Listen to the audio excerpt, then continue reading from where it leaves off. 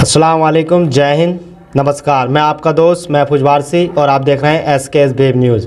आज हमारे साथ पत्रकारों में अगर बात की जाए जिसे काफ़ी लंबा टाइम हो गया है, सखावत भाई जी हमारे साथ मौजूद हैं जिन्हें काफ़ी लंबा तजर्बा है पत्रकारी के बारे में, क्योंकि लगभग इन्हें 40 साल हो गए होंगे, हो सकता है इससे ज़्यादा भी हो गए हों। और आज हम इनसे चर्चा करेंगे चुनावी 2022 में जो विधानसभा चुनाव होने वाला है उत्तर प्रदेश में, उसके बारे में मैं इनसे चर्चा करूंगा, क्योंकि ये रामपुर ज़िले में सबसे ज़्यादा तजर्बाकार हैं। ये फील्ड में रहते हैं, लोगों के बीच में रहते हैं, नेताओं के बीच में भी रहते हैं। तो मैं इनसे हर तरह से हर पहलू पे जानूंगा क्या 2022 का चुनाव किस तरह से होने वाला है और कैसा होने वाला है। मैं इन्हीं से जानता हूँ। सखावत भाई हमारे साथ मौजूद हैं जी। क्या लगता है तुम्हें 2022 के विधानसभा चुनाव को लेकर कैसा चुनाव होने वाला है? इसमें देखिए, चुनाव की जहां हम बात करते हैं तो चुनाव एक परिवार का ही नाम है जी। और परिवार में विश्वास की ज़रूरत है जी, आस्था की ज़रूरत है और एक उम्मीद होती है। ये तीन चीज़ें होती हैं, आस्था, विश्वास जिसे भरोसा भी कह सकते हैं, और उम्मीद जी। हर आदमी ये उम्मीद लिए बैठा है कि मैं इस क्षेत्र का विधायक बनूंगा, लेकिन वो बना नहीं है। अब मान लो भारतीय जनता पार्टी की सरकार है, वो यही कहेंगे कि हम तो साहब जीते हुए रखे हैं। समाजवादी पार्टी की लोग हैं, वो कहते हैं हम जीते हुए रखे हैं। कांग्रेस वाले यानी जो भी हैं वो यही कहेंगे हम जीते हुए रखें। लेकिन अब रही पार्टी की बात, जो पार्टी में आस्था रखता है, आस्था रखने वाला आदमी जो है वो अस्तित्व को अपने बरकरार रखने के बाद वो पार्टी का सबसे बड़ा बेहतर और सदस्य जो होता है वो आस्था वाला होता है। उसे ये आस्था है कि मैं इस पार्टी में जीत जाऊंगा, यानी कि उम्मीद। अब एक उम्मीद भी इसमें मिल गई और आस्था भी। अब आता है विश्वास, यानी कि भरोसा।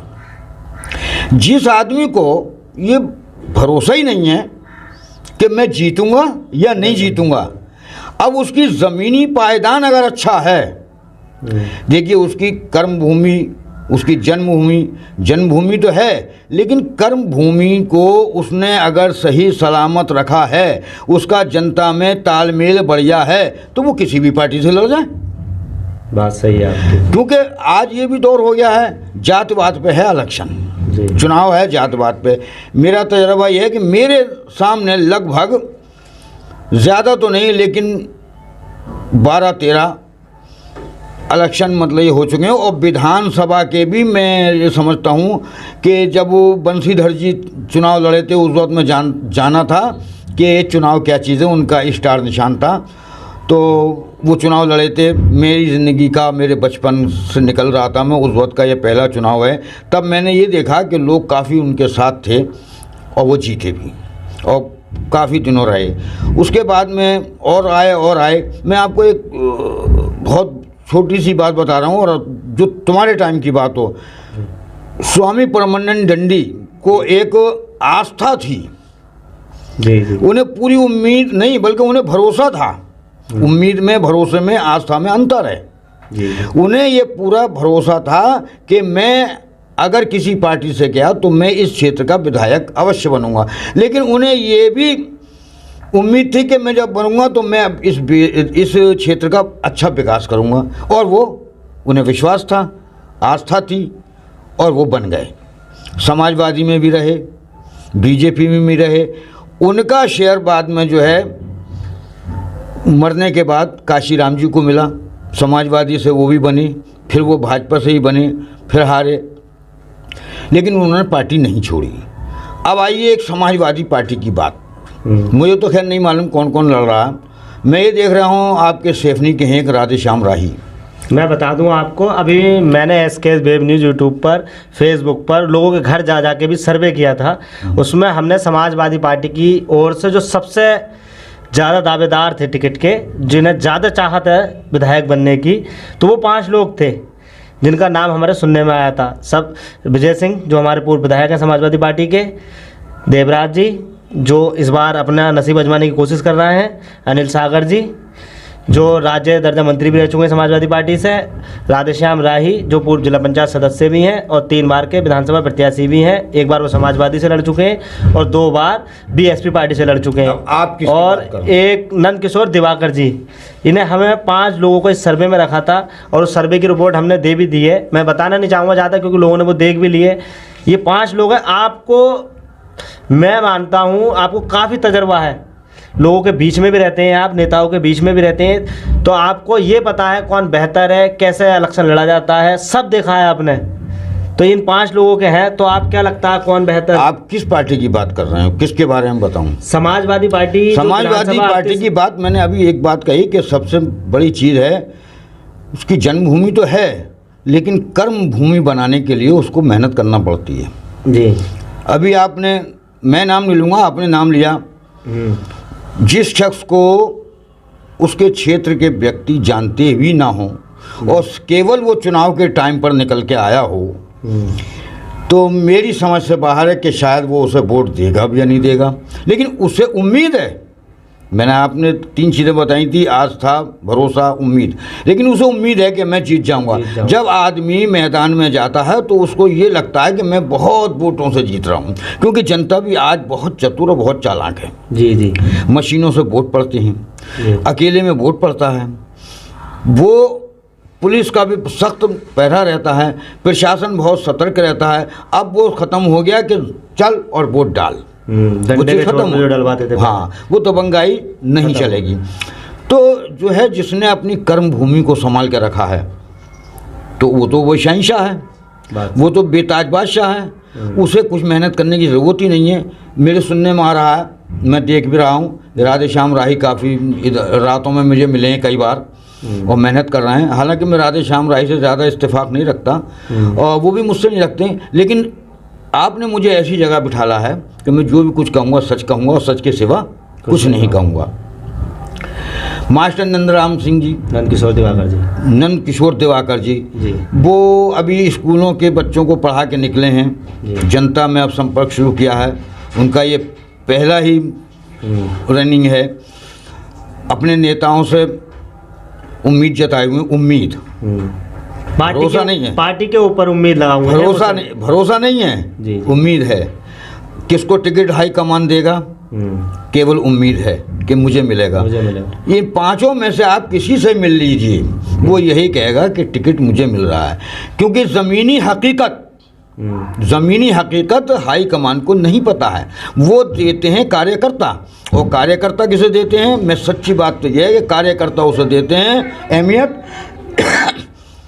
जो कार्यकर्ताओं का पेट भरता है, मुंह चलवाता है, उन्हें पान बीड़ी गुटखा उनको गाड़ी में बैठाता है, अलग से गाड़ी देता, मतलब उनकी हर ख्वाहिश पूरी करता है। जो कार्यकर्ता कहें वो अगर नहीं करेगा, यानी कि वो उनका एक तरह से मुलाजिम बन के काम नहीं करेगा, तो वो उसकी जाके तारीफ कहीं नहीं करेंगे।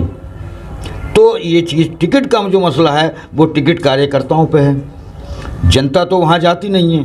जनता में तो मैं और आप और लोग होते हैं, और हमारी इतनी पहुँच है नहीं जो हम माता। तो फिर भी मैं ये कहूँगा कि इस वक्त जो है यहाँ पे आपके जो राधेश्याम राही, मैं ये देखता हूँ कि काफ़ी घूमा फिरी कर रहे हैं। नंद किशोर मास्टर साहब भी काफ़ी मैंने देख रहे हैं, बाकी इनको मेरा तारुफ नहीं हुआ है, लेकिन ज़मीनी हकीकत जो है, ज़मीनी हकीकत से जनता रूबरू है, और वो किसको क्या करेगी वो कभी नहीं बताएगी। ज़मीनी हकीकत थोड़ी सी मैं आपको बता दूं, जो मैंने अभी सर्वे किया था, उस सर्वे में जो हमारे पूर्व विधायक विजय सिंह जी हैं, उन्हें 17% मत प्राप्त हुए थे मात्र, और जो राधेश्याम राही हैं उन्हें 76% मत प्राप्त हुए थे, और जो अनिल सागर जी हैं और देवराज जी हैं और क्या कहते हैं मास्टर नंद किशोर तिवारी जी, उन्हें 1% मत प्राप्त हुए थे, और 2.5% लोग ऐसे थे जिन्हें पार्टी से ही मतलब था, प्रत्याशी से कोई मतलब नहीं थे। लेकिन जनता की अगर बात की जाए तो जनता राधेश्याम राही को पूरा अपना सहयोग दे रही है, पूरा मत दे रही है।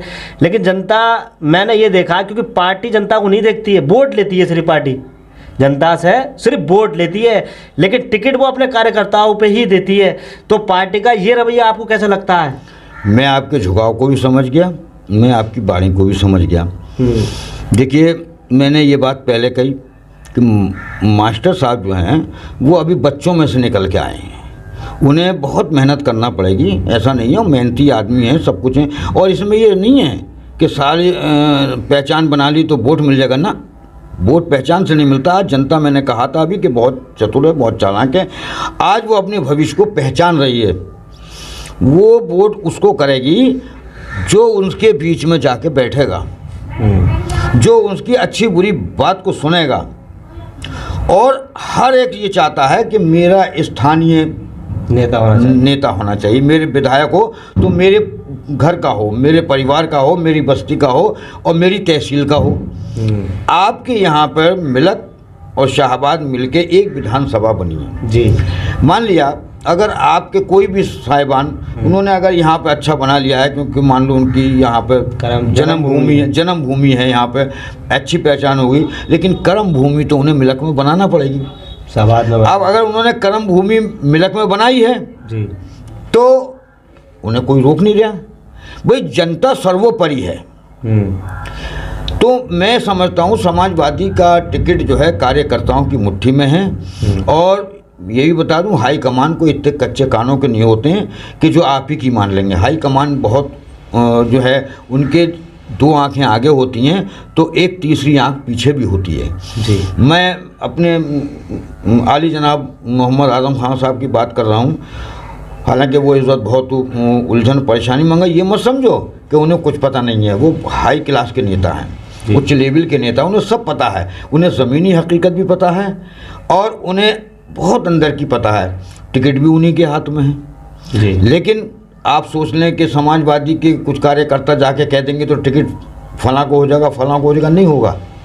वो तो उनका खुद ही दिमाग इतना बेहतर है, ऊपर वाले ने उन्हें ये बहुत बड़ी एक दौलत दी है कि वो अपने दिमाग से सोचते हैं जी। वो अगर 10 लोगों की सुनेंगे तो उन 10 का गुणा भाग करेंगे, तो उसमें से 3 निकालेंगे, फिर 3 में से गुणा भाग करेंगे, फिर उसमें से 2 निकालेंगे, फिर गुणा भाग करेंगे, तो जो निकलेगा वो उस करेंगे। उनके अंदर एक ही चीज़ है कि वो किसी के साथ पक्षपात नहीं करते हैं। और टिकट देने में वो ये देख लेते हैं कि मुझे ये पता नहीं कि मैं टिकट किसे दे रहा हूँ, वो ये देख रहे हैं कि मेरी पार्टी को एक सीट कौन बढ़ा रहा है, मेरे जनपद रामपुर की सीटें जीतना चाहिए। अब आपने बात करते हैं कि मतलब ये कौन जीतेगा मैं कैसे बता दूंगा, है ना, किसको टिकट मिलेगा मैं कैसे बता दूंगा।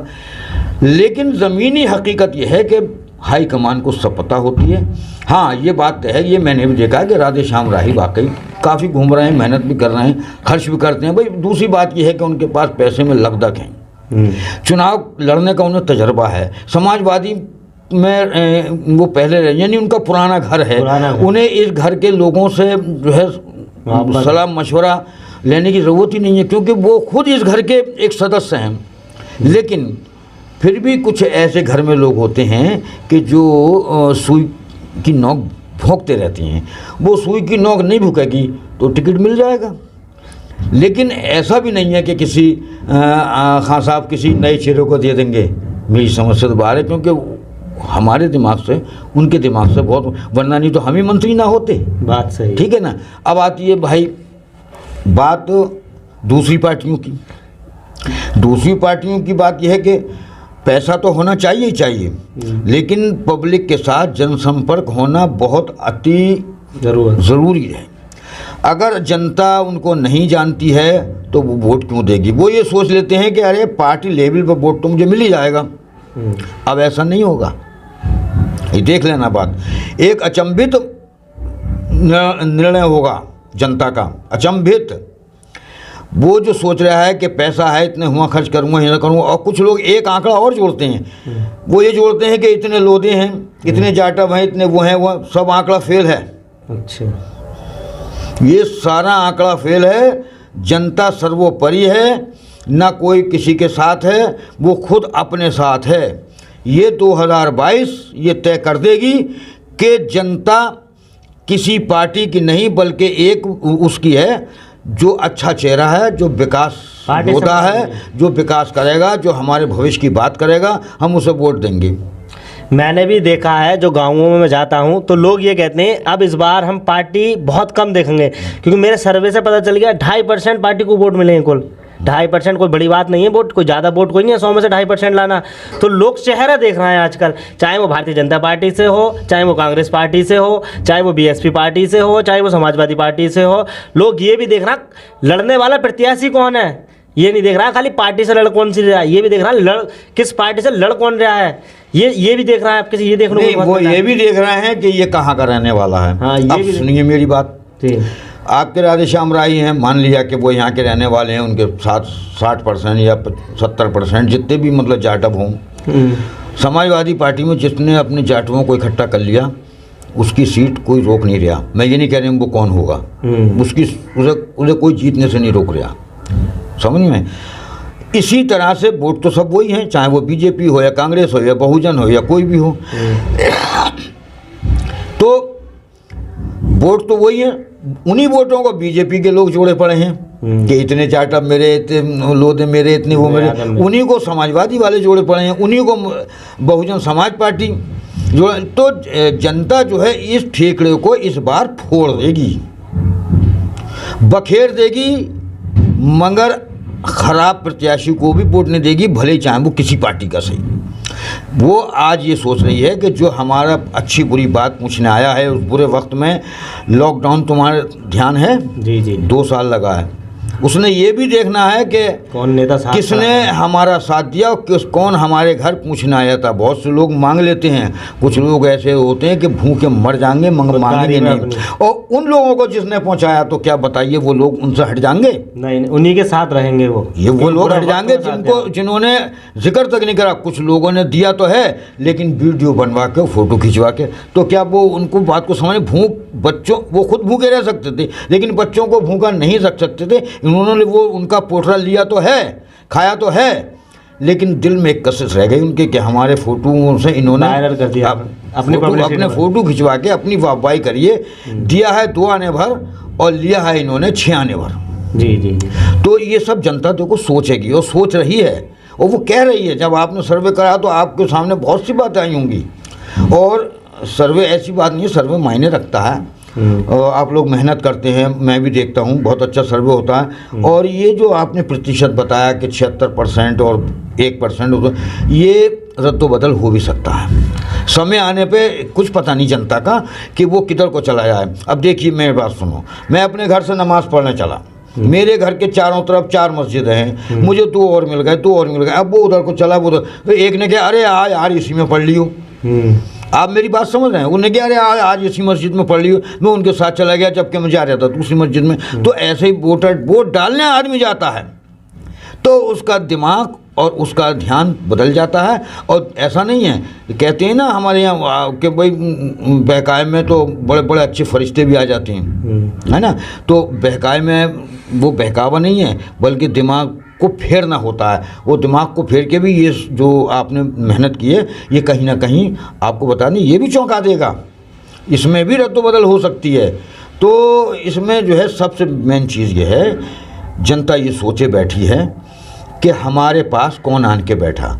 अब एक आया विधायक बना कोई, या विधायक नहीं था या इच्छुक था, आया 6 महीने साल भर में, जब इलेक्शन करीब हुआ तो वो इधर उधर बैठा, वो भी वो समझ रहा है कि आज ये क्यों आया है, लेकिन वो इतना कमज़ोर है वो उससे नहीं कह सकता। लेकिन जो मुँह फट होता है ना, जो जानता है, वो कह भी देता है कि आज भाई हमारी याद कैसे आ गई, तो क्या वो वोट देगा उसे?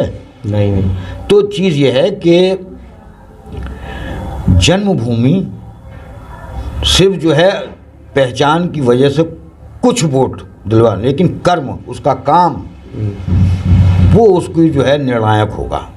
उसका कर्म, उसकी जो उसने किया है वो निर्णायक होगा, और जनता उसी को मानेगी जो जनता के बीच रहा है, उसके सुख और दुख में, ब्याह में, शादी में, गरीबी में, जिसने मदद करी है और किसी को बताया तक नहीं है। तो मैं इसी के साथ अपनी बात को समाप्त करता हूं, और मैं जनता से ये कहूँगा que भाई वोट दें, और वोट देना हमारा जो है अधिकार है हमारा, और उस अधिकार को ज़ाया ना दें। चाहे खेत में जाए हैं तो वोट डालें पहले, अगर कहीं नौकरी कर रहे हैं तो वोट डालें, नमाज़ पढ़ने जा रहे हैं तो नमाज़ पढ़ के वोट डालें, नमाज आने के बाद में वोट डालने के बाद पढ़ें, लेकिन नमाज भी पढ़ें और वोट भी डालें, पूजा भी करें वोट भी डालें। और वोट भी डालें, लेकिन अपनी अगर सूझबूझ से वोट डालेंगे तो उनका वोट ज़ाया नहीं जाएगा। और मैं समझता हूँ ये 2022 चौंकाने वाली होगी, चाहे भले ही कितना भी विकास कराया हो, कितना भी कुछ करा हो, लेकिन विकास वो माना जाता है जो गरीब के दिल पर लग जाए। सड़क में आपने मानक को घटा के कमीशन लेके अगर करा दिया तो वो विकास को भी गरीब सब जान जाए, क्योंकि वो बोल नहीं सकता। उसके अंदर जुबान तो है, लेकिन उसकी ज़ुबान में इतनी ताकत नहीं है कि उसे कोई बचा। उसे तो एक एटीएम उठा के बंद कर देगा। पुलिस आज उठा के 151 बंद कर देती है, घर से उठा के लाती है, तमंचा रख देती है, चाकू रख देती है। क्या कोई चाहता है उसकी मदद को कि भाई आपने क्यों बंद करा? ये भी जनता का एक सवाल है। ये जनता का सवाल है कि हमारा बच्चा निर्दोष था, हम निर्दोष थे, हमें पुलिस मार रही थी और तुम उस जगह पे थे और तुम्हें पता थी, तब भी तुमने हमारी मदद नहीं करी। ये भी वोट घटने और बढ़ने का मसला है। और अगर उसने कहीं मदद कर दिए तो वो कहते हैं ना, एक को मारे दो मर जाए, तीसरा खौफ खाए मर जाए। ऐसे इसका उल्टा कर लो, अगर किसी ने किसी के साथ कोई मदद करी है तो 10 उसके साथ और रहते हैं, भाई फलाने ने बहुत बढ़िया मदद करी, तो उसका प्रचार तो ऐसे ही हो जाता, उसके कर्म से हो जाता। मैंने जो कहा कि कर्म भूमि बनाना बहुत ज़रूरी है। जिसकी कर्म भूमि बढ़िया है उसे मेहनत करने की ज़रूरत नहीं है, क्योंकि उसने ऐसे कर्म पहले कर दिए हैं कि उसका प्रचार वोटर ही वोटर में कर रहा है। वोटर ही वोटर में उसका प्रचार करेगा और वो जीत जाएगा। कौन जीतेगा, कौन क्या होगा, ये तो मैं नहीं कह सकता, लेकिन 2022 एक बिल्कुल चौंकाने वाला नतीजा होगा। बहुत बहुत शुक्रिया, आपने अपना तजर्बा हमारे साथ शेयर किया और बताया लोगों को। जागरूक हैं लोग, 2022 में चौंकाने वाले नतीजे आएंगे। ये हमारे साथ मौजूद थे सखावत भाई, जो रामपुर के सबसे सीनियर रिपोर्टर हैं आज के टाइम में। इतना तजर्बा है इन्हें, मुझे लगता नहीं पूरे रामपुर ज़िले में किसी को इतना तजर्बा हो। 40-50 साल का इन्हें तजर्बा होगा और हर छोटी बड़ी बात, हर अच्छी बुरी बात, सब कुछ इन्होंने देखा है। काफ़ी टाइम से ये है, ये हमारे साथ मौजूद थे। मैं आपका दोस्त महफूज वारसी और आप देख रहे थे SKS वेब न्यूज़। जय हिंद, जय भारत।